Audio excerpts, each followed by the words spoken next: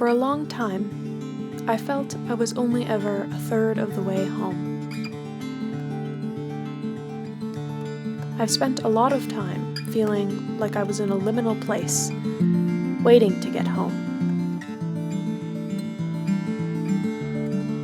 As a child, I moved across Canada twice. Once from Toronto, where I was born, to Vancouver, where my dad's side of the family is, and then a couple years later back to Ontario, to KW. I've had the fortune of being able to visit BC every year since we moved back to Ontario. Every year, we get a taste of arrival, or return, of being where we belong, within the mountains, the ocean, and our family. But it is temporary, and thus not a complete feeling of being in the right place.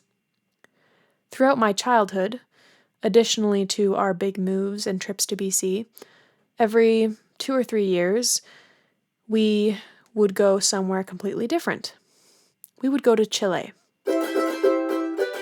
where my mom is from and where her family lives. There, we could visit more mountains, more ocean, more family, but this time, all with a Spanish twist. Place has always been something on my mind. When we moved back to Ontario, it was always just a transition place in our minds. It was always, oh well, we will move back to BC, we're just here for now. It's been for now for about 14 years. And so, I existed throughout my youth in this perpetual state of being in a place that was my home geographically, but was not my home emotionally. Even though I had friends and my entire life here, I never wanted to stay here. The goal was always to go back home. Visiting BC and Chile throughout my childhood gave me an established sense of home in those places, even though I realized that they still weren't quite right. When I go to Chile, I enjoy visiting my family along that entire coastal country, but I feel an outsider in much of the culture. I'm fluent in the language, but I've often felt like a well-established tourist rather than a resident. In recent years, when I go to BC, I feel like I don't fit there as much as I felt I did as a child. I feel very at home again with family and also environmentally, but I realized that somewhere along the way, I lost that state of transition I felt for KW. And when I'm in BC, I miss my friends and my life in KW. And so I find myself having 3 homes. In a way, I've been working on this very assignment since grade 11. That year, I went to Chile with just my mom. I brought a dinky little camcorder with me and filmed everything that had emotional significance to me. I had this feeling that the Chile of my childhood was changing. Unbeknownst to me, that visit would be the last time that I saw my grandfather.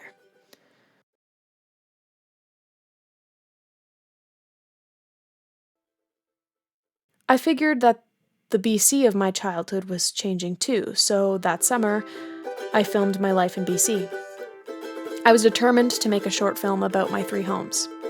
I never got around to it, but looks like I finally found a use for this footage. I've felt inadequate towards my notions of home and place for much of my life, though now the question rises in me. How much time do you need to spend somewhere for it to be a significant place? Chile is a place of culture and customs that I have a vague grasp on, but it's also a place of mother tongue and family. BC can make me feel isolated from my social circle that I now rely on, but it's a place of comforting wilderness and, once again, family. KW was never supposed to be where I wanted to reside, but with so much time spent and social connections that saw me through my coming of age, I can't deny that KW is my home as well. It's really only in recent years that I've grown to feel less like I'm waiting in a liminal space on my way to get home. I've learned the importance of being present in the moments, to appreciate small details in these places, And one of the biggest ways that I have found a way of feeling truly home is by tattooing Chile, represented by the Araucaria tree, and BC, represented by a western hemlock, to my body, so I can carry them with me even when I'm not there.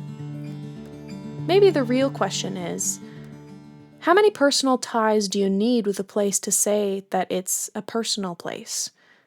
Is it valid to say that I know Chile, or BC, or frankly KW? What counts? Is it in a set number of years? Is it in the strong pull of landscape? Is it in a fluency of street names? Or can it just be in memories, or even details that never leave your mind?